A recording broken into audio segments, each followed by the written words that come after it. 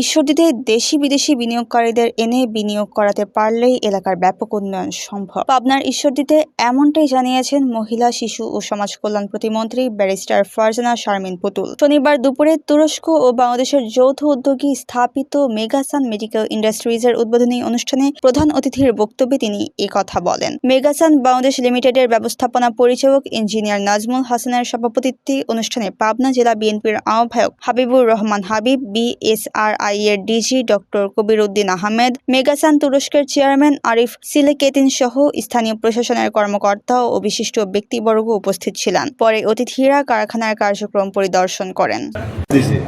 যোগাযোগ ব্যবস্থার উন্নয়ন তো অবশ্যই সেই এলাকার উন্নয়ন করে। সো আমরা চেষ্টা করছি, ইতিমধ্যে আমরা সংসদে একটি আলোচনা করেছি, আমাদের বিমান মন্ত্রণালয়ের সাথে কথা হয়েছে, ওনারা আমাদেরকে আশ্বস্ত করেছেন যে ওনারা শীঘ্রই এটা ফেসিলিটি চেক করতে আসবেন। এটা যেহেতু একটা বিমানবন্দর আছেই, শুধুমাত্র যদি আমরা এটার চালু করতে পারি, আর সেটা কতদিনে করতে পারবেন তারা এটা দেখে যাওয়ার পরে আমাদেরকে জানাবেন, তাহলে কিন্তু এই যে ইনভেস্টমেন্টগুলো আরও বেশি আসবে। আমাদের এখানে অসংখ্য অঞ্চল রয়েছে যেটা আনঅকুপাইড রয়ে গেছে, আনইউটিলাইজ রয়ে গেছে। সো আমরা এগুলোকে ইউটিলাইজ করতে চাই। আমরা দেশীয়ভাবে যদি আমরা ইনভেস্টমেন্ট পাই সেটাও করবো, এবং আন্তর্জাতিক ইনভেস্টমেন্টের ক্ষেত্রে যদি যোগাযোগ ব্যবস্থাটা ভালো থাকে তাহলে কিন্তু ইনভেস্টররা অনেক বেশি উৎসাহিত হয়। সেটাই করার জন্য আমরা চেষ্টা করি। প্রণব কুমার অতিরিক্ত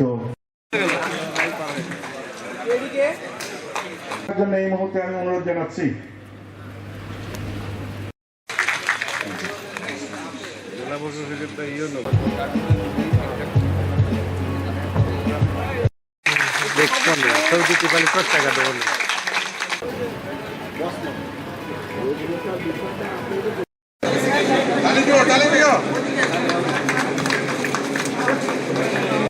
একটি মানসম্পন্ন হাসপাতাল অবকাঠামো অনেক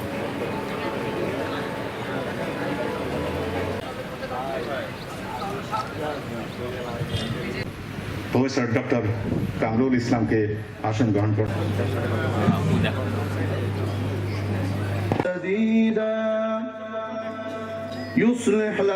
কথা দিয়েছিলেন, আমি ভার্চুয়ালি কথা বলবো।